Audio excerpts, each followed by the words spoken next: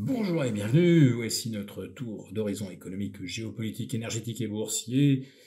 Et nous sommes le lundi 20 janvier.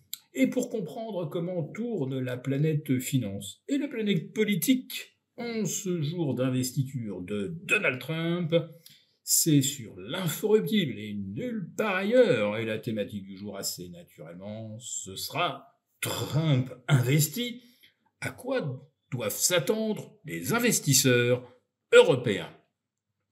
Bon, alors, vous voyez, j'ai mis aujourd'hui une cravate rouge en l'honneur des républicains. Non, pas vraiment. Et encore moins en l'honneur de Donald Trump. Vous voyez, j'ai mis également une chemise violette parce que je suis aussi fan de Donald Trump que j'ai pu être évêque dans une vie précédente. Mais toutefois, l'élection de Trump et l'arrivée d'une équipe avec des figures emblématiques comme Elon Musk, comme Robert Kennedy Jr., tout cela sonne quand même un petit peu le glas de l'empire du mensonge et du wokisme.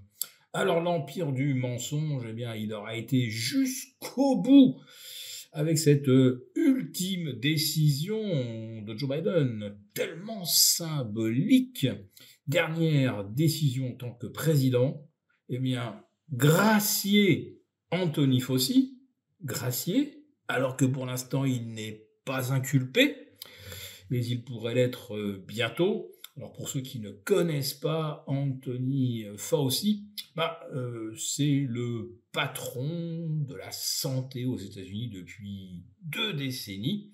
C'est le fonctionnaire le mieux payé des États-Unis, non seulement payé par le contribuable, mais également très très bien payé par les labos dont il est une marionnette. Mais Fauci, c'est bien plus que cela encore. C'est un des grands collaborateurs du Pentagone, car c'est lui qui a organisé le financement des recherches sur les gains de fonction des virus, autrement dit, les rendre plus méchants, avec un plus large spectre pour infecter l'organisme humain. Financement de recherche dans des biolabs situés en Ukraine. On en ignorait l'existence, évidemment, jusqu'à ce que ce soit révélé par Poutine. Et puis, bien sûr, en Chine, avec ce fameux laboratoire P4 de Wuhan, dont se serait échappé le fameux Covid. Covid dont Anthony Fauci a contribué à en faire une psychose planétaire en accréditant des tas de discours, un narratif totalement fallacieux et mensonger, notamment le test de la chauve-souris, mais également comme quoi il fallait confiner la planète entière, ce qui a coûté des centaines de milliards, mais également permis aux laboratoires de vendre des vaccins qui n'avaient pas été testés dans un climat d'urgence, et c'est justement Fauci qui a donné le feu vert à toutes les procédures d'acceptation des vaccins sans que l'on fasse les tests habituels sur son éventuelle nocivité et les effets secondaires, et je ne parle même pas de l'efficacité, dont on ne savait en fait strictement rien. Voilà, donc gracier Anthony Fauci, dernier acte en tant que président de Joe Biden, tout un symbole. En ce qui concerne Donald Trump, comme j'expliquais vendredi, les premiers décrets vont concerner le commerce international avec l'application de tarifs douaniers. Alors il va falloir attendre le détail pour savoir si l'Europe va écoper de 10 ou 20%. Pour le Canada, le Mexique, ça sera très probablement 25%. C'est en tout cas ce que recommande le conseiller économique de Donald Trump, Stephen Miran. Scott Bessent, le futur secrétaire d'État aux finances, lui est un petit peu plus réservé, mais bon, à peine. Et il est clair que de tels tarifs douaniers vont handicaper les exportations européennes, tandis que Donald Trump veut que nous achetions toujours plus de GNL, et il va également signer des décrets pour permettre à ceux qui le produisent de faire davantage de prospection, creuser davantage de puits, exporter plus, en espérant également baisser le coût de l'énergie aux États-Unis, tandis qu'il resterait 3 fois plus élevé en Europe, ce qui en d'autres termes signifie notre condamnation en tant que puissance industrielle et économique. Alors dans les autres décrets très attendus, on va avoir l'exclusion des transgenres au sein de l'armée et dans le sport féminin. On va avoir une réforme de la fonction publique dont on peut penser qu'une bonne partie du corpus va être confiée à Elon Musk. On va avoir le lancement d'un grand programme d'expulsion des immigrés illégaux. Et on parlait ce week-end d'une opération coup de poing à Chicago, dont le jeune maire, monsieur Brenton, a déclaré que sa ville était un sanctuaire pour les immigrés. Et effectivement, il fait tout pour faciliter leur accueil, leur logement, leur déplacement, tandis que les Américains en difficulté à Chicago n'ont droit strictement à rien, et les contribuables de l'Illinois, évidemment, financent toutes les folies de M. Brenton en faveur des migrants. Alors la garde nationale pourrait aller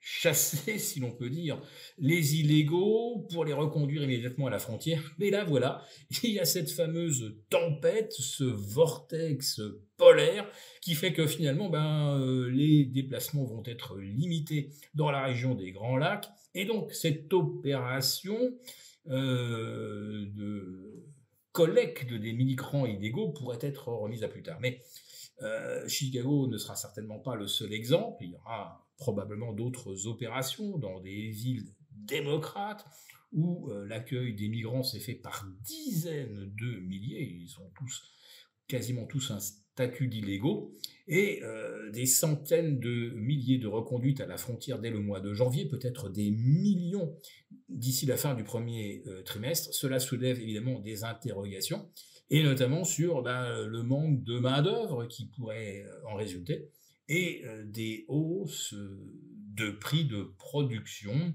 des pénuries de main-d'œuvre évidemment qui vont déboucher sur des hausses de salaire pour les Américains dits de souche. Alors, autre décret très attendu, la sortie des États-Unis des contributeurs à l'OMS. Alors tout le monde pense que c'est une grande institution internationale de type Nations Unies. Non, en fait, l'OMS, ça appartient quasiment à Bill Gates, en tout cas lui ou ses sociétés ou on va dire les grandes associations qu'il finance. Ça représente plus de 50% du financement de l'OMS.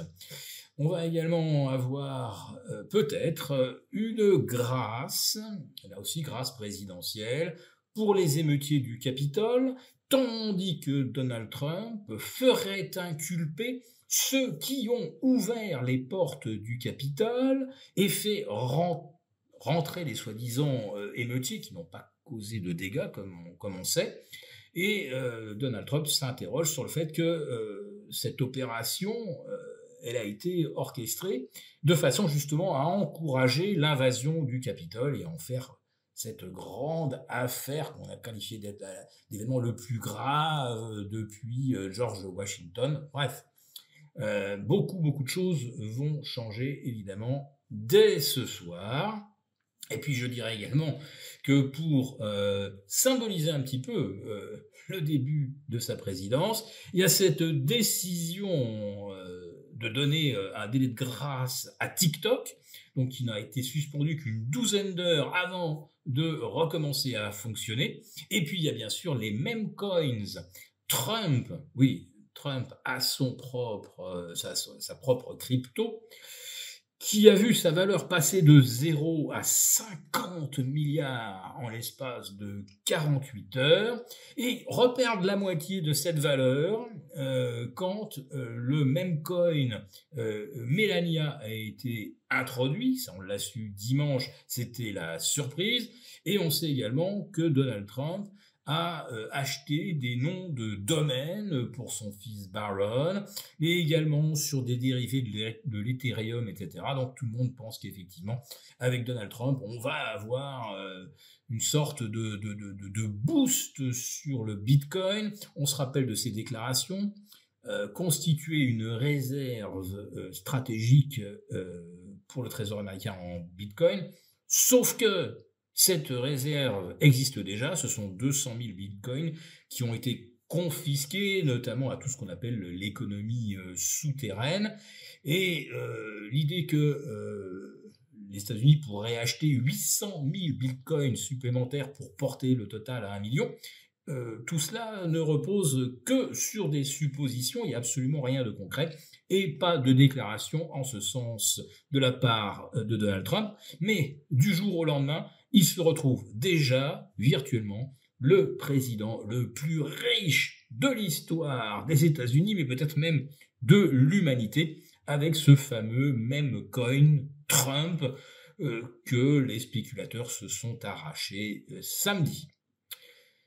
Voilà, si cette vidéo vous a plu, n'hésitez pas à nous mettre un pouce.